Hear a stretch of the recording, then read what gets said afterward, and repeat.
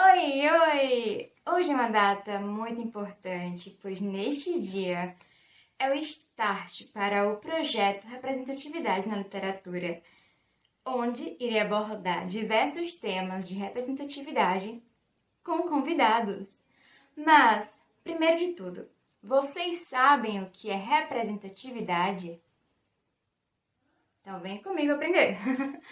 A definição de representatividade, que consta no dicionário da língua portuguesa, vai ao encontro da definição do conceito presente no dicionário de política de Norberto Bobbio, em que a representatividade é a expressão dos interesses de um grupo, seja um partido, uma classe, um movimento, uma nação. Na figura do representante, de forma que aquele que fala em nome do coletivo o faz comprometido com as demandas e necessidades dos representados. Portanto, falar de representatividade revela um sentido político e ideológico por trás do termo. Já que nós estamos cientes da definição de representatividade, eu vou apresentar para vocês agora a nossa convidada e o tema de hoje. O tema é a representatividade negra na literatura. Qual a importância da representatividade na literatura? Inclusive a representatividade negra. Por que é tão importante sempre batermos nesta tecla? E para falar sobre esse tema, convidei a Jéssica de Oliveira. Ela é natural de Baixa Grande, mas atualmente ela reside na cidade de Jequié, onde ela está fazendo a graduação de letras lá, e também é uma militante da pauta antirracista. Ela é também escritora, onde ela possui a cadeira na Academia Internacional de Mulheres das Letras. Se eu falar uma coisa errada, pode me corrigir, tá, Jéssica? Fique à vontade. Tá tranquilo. Porque eu tô sem óculos, então assim, lendo. E também possui vários títulos já no seu nome. Não vou falar todos para não deixar aqui muito extenso, mas vão conhecer ela nas redes sociais, que vai estar logo aqui também na descrição, e ela vai falar também para vocês, obviamente. Seja bem-vinda, Jéssica. Obrigada. Primeiramente, gostaria de agradecer o convite, né? Gostaria de falar para todas as pessoas que estão assistindo que eu estou em um lugar com um fundo com alguns livros, estou usando uma blusa preta, estou com os cabelos soltos, usando um batom vermelho e sou uma mulher de pele negra clara. Agradecer mais uma vez o convite e enfatizar o quanto esse tema é importante, né? Falar sobre a representatividade, ainda mais em um país como o nosso, que em pleno século XXII, ou em pleno século XXI, né? Ano de 2022, nós ainda vemos o racismo à flor da pele em vários espaços, sobretudo também na literatura, né? Que também é um espaço coletivo e produzido pelas pessoas, né? Que, querendo ou não, também nasceram, se criaram, estão se construindo dentro dessa sociedade com várias desigualdades. Então, é muito importante a gente falar sobre esse tema usando esse campo que é a literatura. E também é bom, né, falar que o Brasil é um país de mistificação. Não existe pessoa branca no Brasil. É sempre pessoas que têm a pele mais clara, mas que vai olhar no histórico da pessoa, não tem pele branca.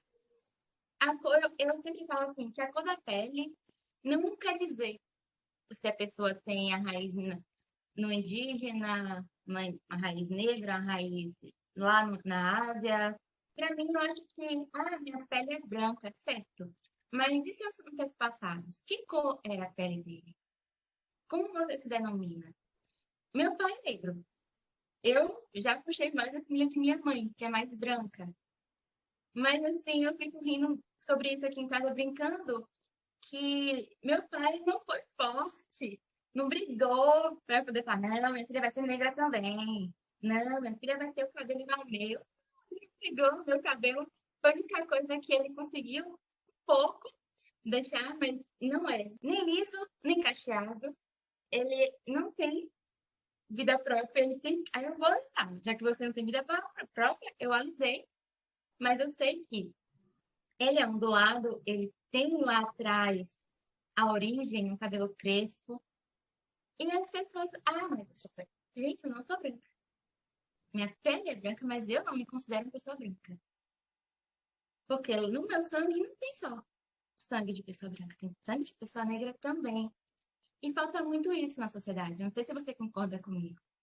Falta muito isso. As pessoas se identificarem, saberem que na realidade elas não são a cor da sua pele. Não sei se eu estou falando, estou me apropriando assim de alguma coisa que eu não possa, sabe? Porque eu não me sinto também no direito de falar alguma coisa, porque eu fico com medo de falar e ser mais interpretada, mas isso aí pode também me ensinar. Estou aqui também para aprender junto com o pessoal que está assistindo e ouvindo, gente.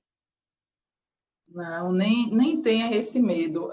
Eu acredito que todo mundo está em construção, né? Num processo grande de desconstrução e construção. Então, nesse meio, a gente vai muito, pega uma coisa ali, você tocou em uma coisa que é muito interessante, que é a questão tanto das nossas raízes, né? Saber quem foram os nossos antepassados, a cor que eles tinham, o trabalho que eles faziam naquela época, a contribuição que eles fizeram. E quando a gente chega hoje em dia, muitas vezes, né, existiu todo esse fenômeno da miscigenação, mas dois fatores que tem que estar sempre em linha, assim, muito igual. É a questão da identidade e da identificação. Porque, embora eu, como mulher, me considere, me veja como uma mulher negra, a sociedade que me enxerga, que me identifica, ela também me identifica como uma mulher negra, mas não como uma mulher negra de pele retinta. Que às vezes as pessoas costumam, por exemplo, achar que uma pessoa preta ela pode sofrer o mesmo racismo que todas as pessoas pretas. E isso não é verdade. Uma mulher negra, gorda, periférica, lésbica, ela vai sofrer várias intersecções que uma mulher negra, magra, de pele clara, não sofra. A gente até pode olhar quando a gente vê na televisão, a maioria das mulheres negras que vão protagonizar alguma novela, elas também têm um perfil dentro do que esse perfil escolhido para a beleza que é o belo do negro, que é aquela mulher branca, negra, dos traços finos, a pele clara, nunca é uma mulher negra retinta, né? Dentre outros. E aí, como você tocou mesmo essa questão, né, de seu pai, da sua mãe, é muito importante saber de onde você veio, saber que a cor, ela tem sim um papel fundamental dentro das relações, mas a gente também não pode chegar a ponto de achar se eu tenho uma cor em privilégio histórico, que a gente sabe que existe uma cor que vai entrar no shopping e não vai ser perseguida pelo segurança, existe uma cor que, embora ela não se identifique como uma pessoa negra, ela vai entrar no shopping independente da classe social dela e ela pode ser abordada por um segurança. É muito interessante quando você identifica que isso para você não é um fator que vai denominar uma relação. Olha, eu não vou me relacionar com uma pessoa de amizade ou de outro vínculo por conta da cor. É muito importante. É um sinal que as pessoas estão lendo muito mais do que pode se ver, né? Eu sou uma mulher de pele negra, sou filha de um homem, meu pai é um negro retinto e a minha mãe é uma mulher de pele clara. Então, a minha família materna também é uma família de mulheres de peles claras. Embora eu saiba de onde vem toda a questão da minha negritude paterna, eu também sei a negritude que está ali na minha família materna também. Mas nem pense assim nessa questão de falou errado ou certo. Você falou o que o seu lugar de fala está te permitindo ver com seus olhares. Muito bom. Ainda bem. Mas já vou logo trazer aqui agora para a literatura, para a gente não fugir muito da pauta, porque representatividade negra é uma pauta que eu sou muito apaixonada. Sempre que eu posso, eu estou aprendendo um pouquinho e vendo e querendo conhecer mais, porque é justo viver em um país em que não aceita, não compreende, não permite. É difícil demais. Qual é o impacto da importância da representatividade negra na literatura? Assim, quando a gente parte para falar de literatura, né, eu vou fazer um recorte nessa literatura brasileira e baiana, que é uma das literaturas que eu mais trabalho no meu lugar assim, da escrita. Eu observo que alguns anos, muitos anos atrás, você poderia ver qualquer livro que você pegasse com alguma ficção, Primeiro que os negros eram aqueles personagens que não apareciam muito, na maioria das vezes eles não tinham nenhum nome. A gente sabia que existia uma empregada negra, mas era como se ela não tivesse uma identidade, nenhum marido, nenhum filho, não tinha uma história que a gente pudesse tentar acompanhar aquele personagem. Outras vezes a gente poderia ver aquela questão da animalização do personagem negro que só poderia ser visto como humorista. Nós tivemos Mussum, por exemplo, que é um dos reis, foi um dos reis do riso naquela questão, e que a literatura também engloba como arte essa questão cultural dele. Mas se a gente for parar para buscar quem era Mussum, a gente só sabe que foi um personagem de Didi que fazia muita graça. Assim, a gente não sabe muito mais. Se a gente for pegar, por exemplo, a primeira mulher que escreveu um romance brasileiro foi uma mulher negra, e ela não podia assinar o nome dela simplesmente pelo fato dela ser negra e depois ser mulher. Que é uma das questões também que, quando a gente parte para discutir literatura nas questões de gênero e de raça, a gente sabe que, independente das questões de gênero que mulheres passam, mulheres brancas puderam publicar primeiro que mulheres negras. Então, assim, quando a gente pega hoje em dia Conceição Evaristo, Grada Quilomba, com uma questão textual da colonial e literária também, e elas trazem vivências. E quem lê Conceição Evaristo, que eu sou completamente apaixonada, vai ver que todos os protagonistas das histórias dela são protagonistas negros e negras. Então, daí é que você começa a olhar a literatura com outro olhar. Poxa, o negro aqui, ele tem uma identidade, ele sente amor, ele sofre, ele resiste. Não é um sujeito que está ali à margem, ele tem possibilidades. Então, essa questão do antirracismo, que hoje que essa luta que travou para hoje a gente ter essa representatividade dentro da literatura é muito importante. Quando a gente corta um pouco para a literatura infantil, O Pequeno Príncipe, um clássico maravilhoso. Hoje, a gente já tem o Pequeno Príncipe Negro, que também já engloba outras crianças poderem se ver. Né? Crianças negras poderem ler e ver que elas também podem ser a princesa Moana, que elas podem ser a princesa Ariel, dentre outras princesas que fujam daquele padrão de princesas magras, brancas, loiras, de cabelo liso. Então, é muito importante essa representatividade na literatura. Eu lembro que quando foi, né, exposto o livro do O Pequeno Príncipe Negro, nossa, a discussão no mundo estava intensa. Ah, mas o Pequeno Príncipe sempre foi branco, porque tem que ser negro agora? Gente, pelo amor de Deus, botem na cabeça de vocês que tem que ter uma mudança, tem que mostrar. E Emicida escreveu Amora, que é um livro infantil onde retrata uma criança, uma menina negra, e o prazer dela com o cabelo dela. Meu Deus, acho muito lindo o livro. E, poxa, agora também com a Pequena Ariel, que vai para as telas, teve embate entre a cor dos personagens, onde todo mundo sabe que Pequena Ariel não é só um monte da Disney, é um conto de fadas, é uma fantasiazinha, porque sereia depois virar humano, depois virar sereia de novo. É uma fantasia. Fantasia, os personagens não têm cor.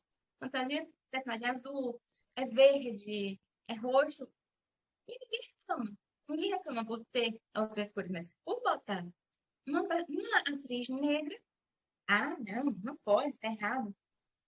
Ué, por que tá errado? Qual é o motivo de estar errado?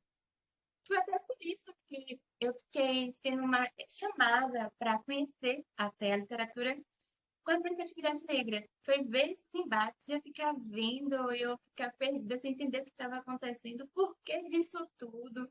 Eu preciso conhecer autores negros e personagens principais, né, os protagonistas negros também, porque eu não tenho.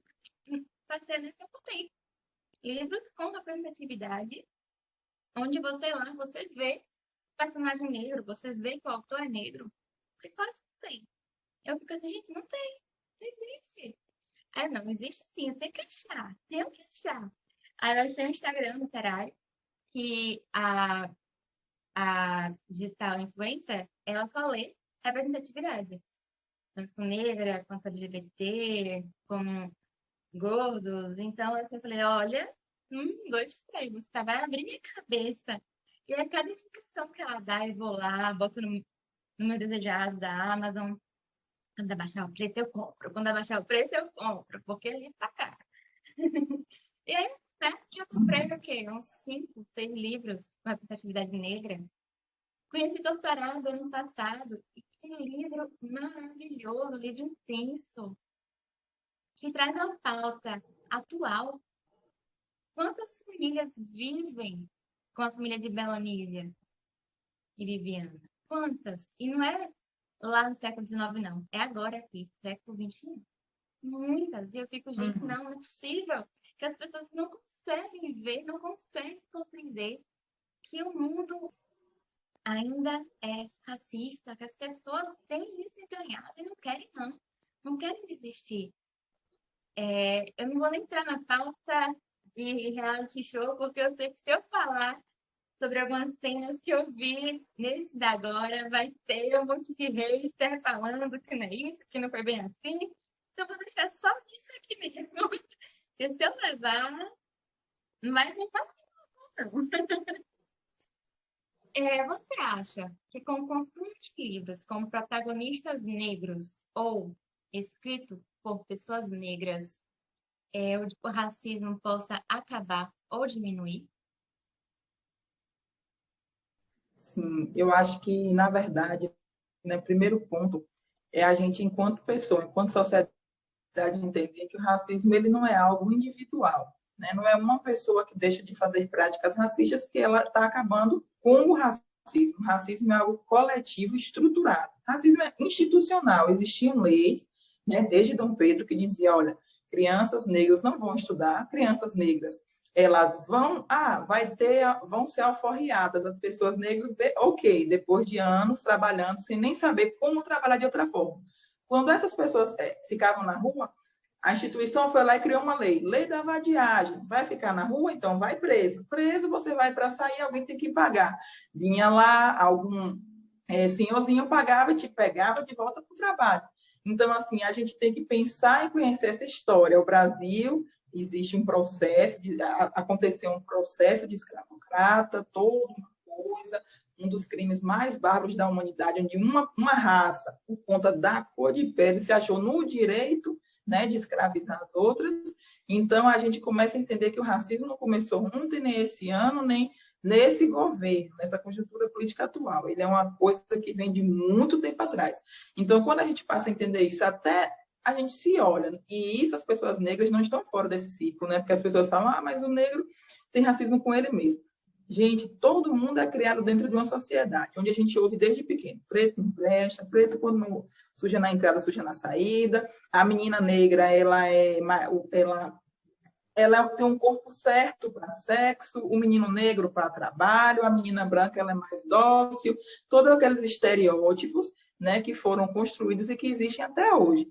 Então, assim, não dá para a gente olhar e dizer, eu vou abrir um livro aqui agora de Conceição Evaristo e o racismo vai acabar. Até porque quando a gente parte para imaginar que o primeiro livro de Conceição Evaristo foi publicado quando ela tinha 44 anos, uma mulher que escrevia desde a infância, e ela só foi reconhecida aos 73 anos. Então, que mercado editorial é esse, classista, patriarcal, machista e racista, que não viu essa escrita, né? Que mercado é esse? Então, para você ver que está ali em cada canto que a gente nem imagina. Hoje mesmo, se a gente for parar para analisar quem é nosso círculo de amigos, quantos amigos negros a gente tem? No nosso grupo de WhatsApp, que a gente faz o grupo para discutir o racismo, a representatividade da literatura, quem são os autores que você convidou para aquele grupo, né? Então, quando a gente olha que a gente tem uma sociedade majoritariamente negra, né? Porque nós somos minoria nos direitos. Essa história de que todos somos iguais, nós não somos iguais, deveríamos ser perante os direitos. Então, o que é que a literatura tem, no mínimo, como ferramenta que consegue desestruturar algumas coisas? É ela mostrar ao povo negro, olha, você também está aqui nessa página, você também é bonito, porque representatividade vai muito além do que uma propaganda.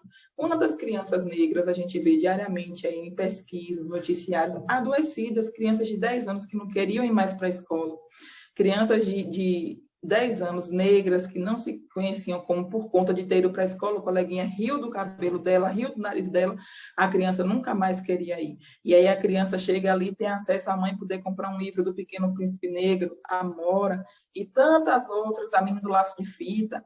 Tem um livro muito lindo que eu gosto muito, que é As Tranças de Bintu. Então, você trabalha toda uma questão que, quando o racismo vier atravessar, essa criança já vai ter uma força maior.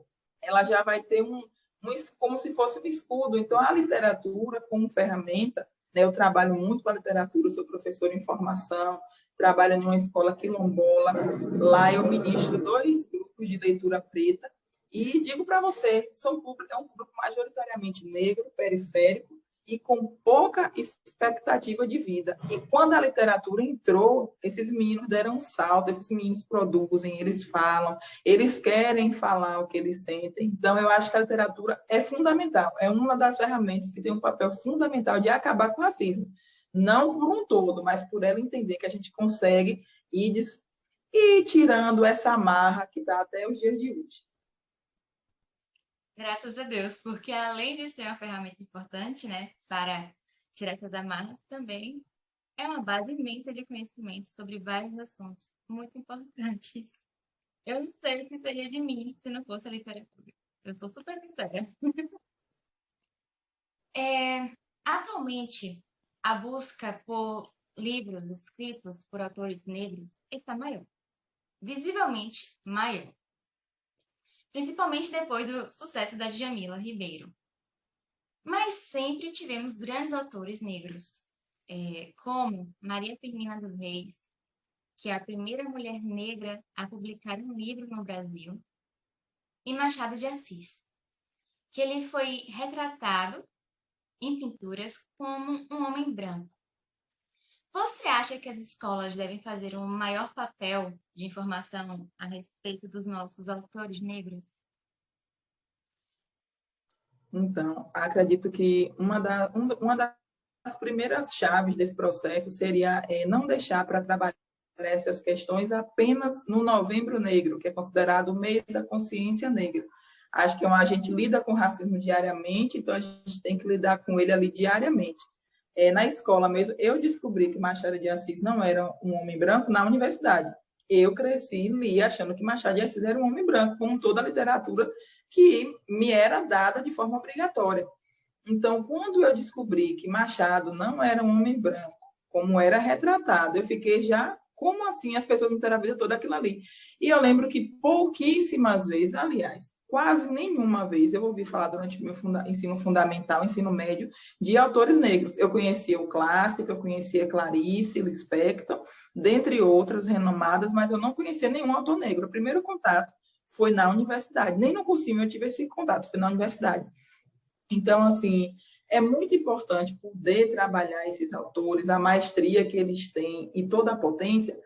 Eu vejo a escola como um laboratório que ele consegue estar em todos os lugares da sociedade, porque se a gente implanta num menino desses uma cultura de desconstrução, é perigoso, porque a gente tem que construir algo no lugar, porque se a gente desconstrói e deixa ele solto, alguém vai vir dizer a ele um caminho que não possa ser tão bom quanto a verdade, que a gente pode, olha, a tua identidade é essa, tem essa literatura aqui, tem esses autores aqui que eles foram negros, já não existem mais, mas existe, no caso, a memória deles aí escrita.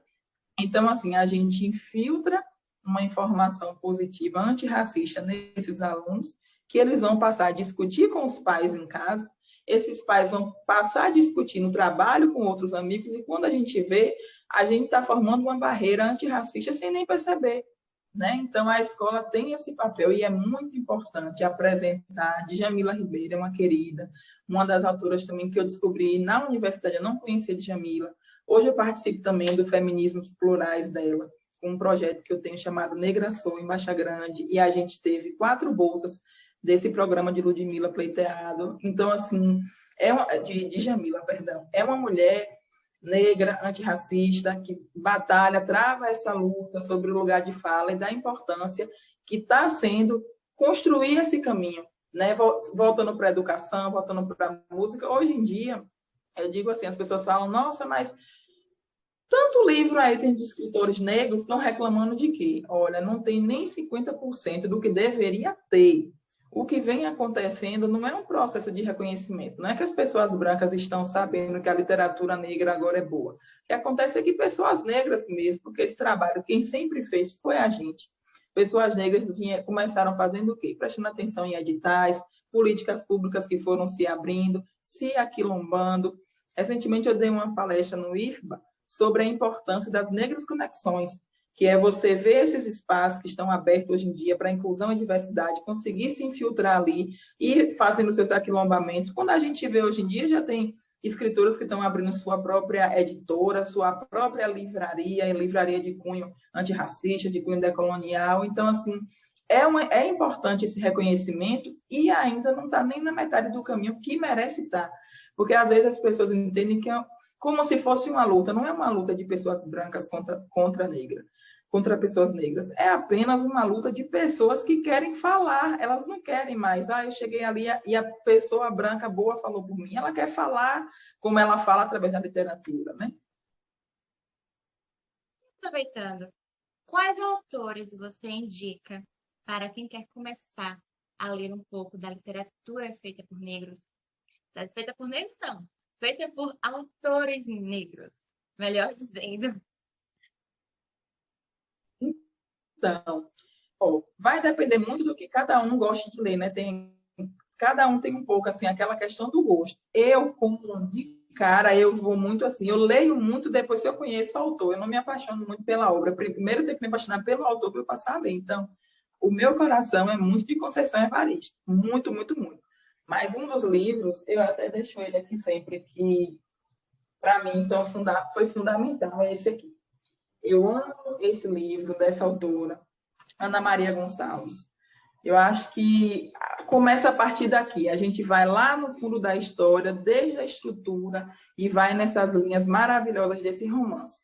Eu indicaria ela, indicaria Conceição Evaristo, indicaria Lélia Gonzalez, e partindo para um público assim fora do Brasil, de mulheres negras que também constroem muito.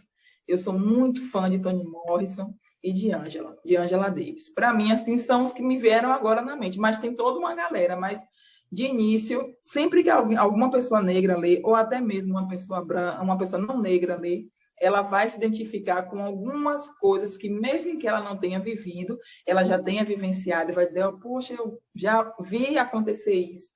E, com certeza, vai ter um olhar diferente se uma cena desagradável se repetir na frente dela. Eu vou aproveitar aqui e vou indicar 2 autores.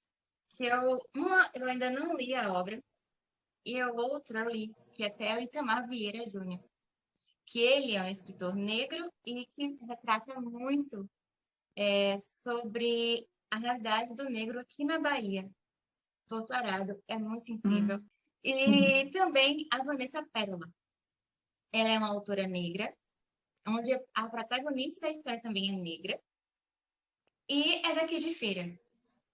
Eu ainda não li o livro dela, é um romance e parece ser muito bom, se chama 4 Minutos. Aproveitar aqui também dar essas 2 indicações, que também são baianos, né? Onde as pessoas podem te encontrar? Então, recentemente, gente, alguns contos que eu publiquei, eu deixei na Amazon, alguns lá para poder baixar. Eu fiz um e-book todo bonitinho, assim, só com um conto. E os outros eu publiquei em antologias. Com a questão das vendas, o tempo foi muito curto e os livros acabaram em pouco tempo. Assim, teve pessoas que fizeram o pedido e eu tive que pedir a editora para fazer, só que tem todo um processo de quantidade, para eles poderem enviar. Teve a questão do Covid, que deu uma parada no pessoal que estava trabalhando, e eles esgotaram. Aí, o que foi que eu resolvi fazer? Eu abri um blog para estar postando, tentando postar, só que como são grandes, acaba que não ficava uma coisa muito... Então, eu comecei com a ajuda de alguns amigos meus, que aqui é todo mundo muito afetivo para ajudar. Eu falo direto que as pessoas, quando falam assim, mas os amigos não reconhecem, eu acho que então são amigos errados. Os meus mesmo estão comigo para tudo. Então, a gente começou a colocar agora no formato de e-book. Ainda bem, começou a colocar no formato de e-book para a gente poder colocar na plataforma Amazon agora em quantidade maior.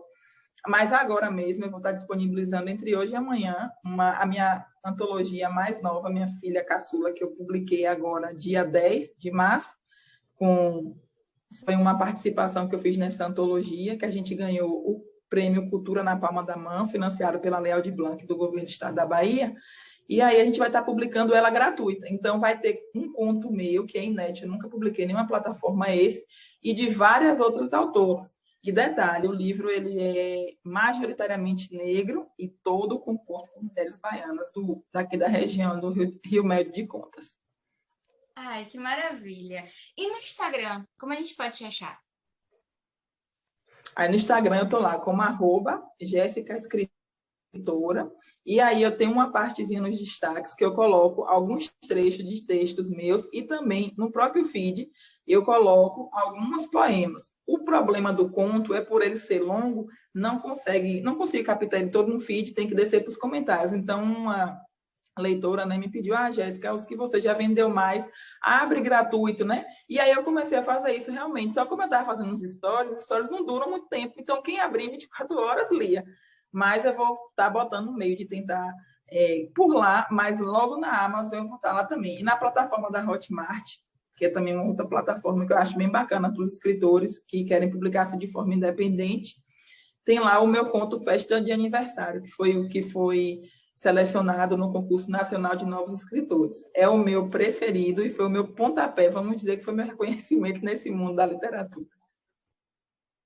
Eu só tenho a te agradecer por ter topado participar, assim, super em cima da hora, bem loucamente,